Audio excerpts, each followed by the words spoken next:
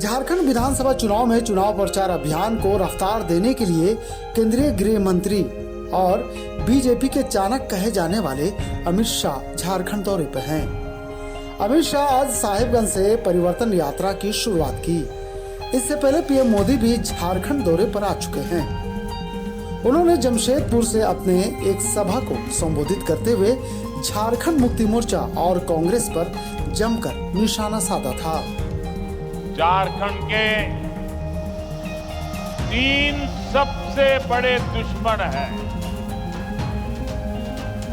ये झारखंड के दुश्मनों को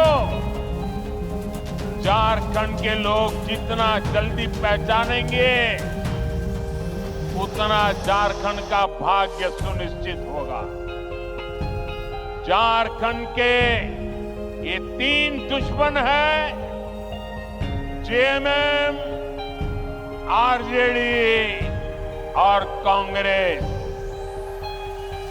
झारखंड के निर्माण का बदला आज भी आरजेडी झारखंड से उतारती है और कांग्रेस को तो झारखंड से नफरत है ही।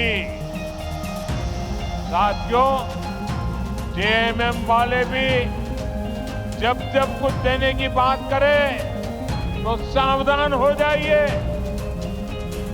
क्योंकि जेएमएम को भी ये ट्रेनिंग कांग्रेस से ही मिली है। जब भी ये कुछ देने की बात करेंगे तो आपकी जेब पर डाका डालेंगे। अब सबकी नजर अमित शाह के दौरे पर है।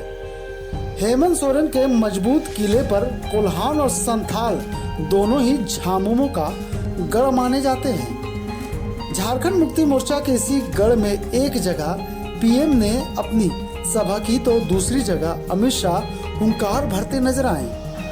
मैं हेलीपैड से सीधा झारखंडी धाम जाने निकला, मगर पूरा रास्ता ब्लॉक है, पब्लिक ही पब्लिक है, लोग ही लोग है। आऊंगा फिर से, बाबा का दर्शन भी जरूर करूंगा, परंतु एक बार कहकर जाता हूं, बाबा का चरणों में एक वादा कर जाता हूं, अब भाजपा की सरकार बना दो, झारखंडी बाबा का धाम पूरे भारत में मशहूर हो, ऐसा पर्यटन का स्थान है। अमित शाह साहिबगंज से बीजेपी की परिवर्तन यात्रा की शुरुआत कर हेमंत सरकार और घुसपैठ पर निशाना साधते रहे। हेमंत सोरेन की सरकार ने जन कल्याण की जगह घुसपैठिया कल्याण अपनाया है। भाइयों बहनों, आज पाकुड़ जिले में हिंदुओं और आदिवासी झारखंड छोड़ो ऐसे नारे लगते हैं। मुझे बताओ, ये भूमि हमारे आदिवासियों की है या रोहिंग्या बांग्लादेशी घुसपैठियों की है? जोर से बोलो, आदिवासियों की है या नहीं है? अरे जोर से बोलो, है या नहीं है? इसको बचाना है या नहीं बचाना है? क्या हेमंत बाबू बचा सकते हैं? कांग्रेस पार्टी बचा सकती है?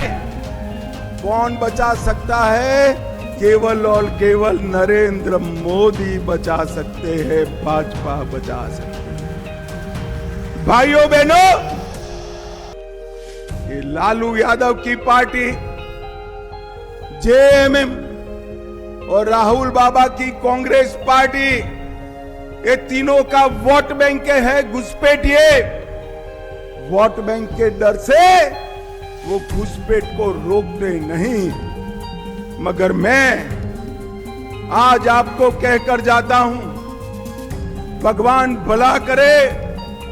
झारखंड हाईकोर्ट का अभी आदेश दिया है कि एक कमेटी बनाओ झारखंड सरकार और भारत सरकार के गृह मंत्रालय की। भाइयों बहनों, ये झारखंड सरकार बदल दो।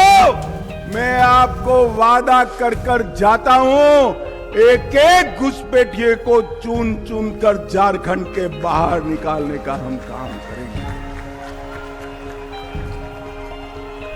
हमारे ही प्रदेश में, हमारे ही संथाल में, हमारे ही प्रदेश में आदिवासियों की जगह एक घुसपैठियों की संख्या बढ़ रही है। हमें इसको रोकना पड़ेगा। झारखंड चुनाव के लिए बीजेपी ने पहले ही अपना एजेंडा सेट कर दिया है।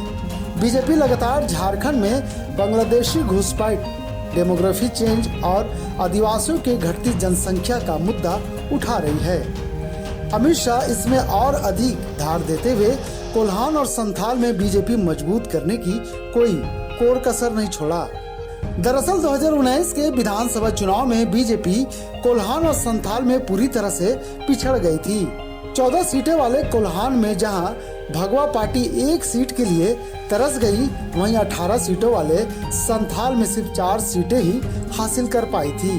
यही वजह है कि इस बार भारतीय जनता पार्टी इन 2 प्रमंडलों में पूरा दमखम लगा रही है। हेमंत सोरेन ने झारखंड में मुख्यमंत्री मैया योजना सम्मान लाकर राज्य की महिलाओं को सम्मान देने और उनके चेहरे पर खुशी लाने का काम किया है, तो वहीं दूसरी तरफ बीजेपी ये मैया सम्मान योजना को मैया अपमान योजना बता रही है।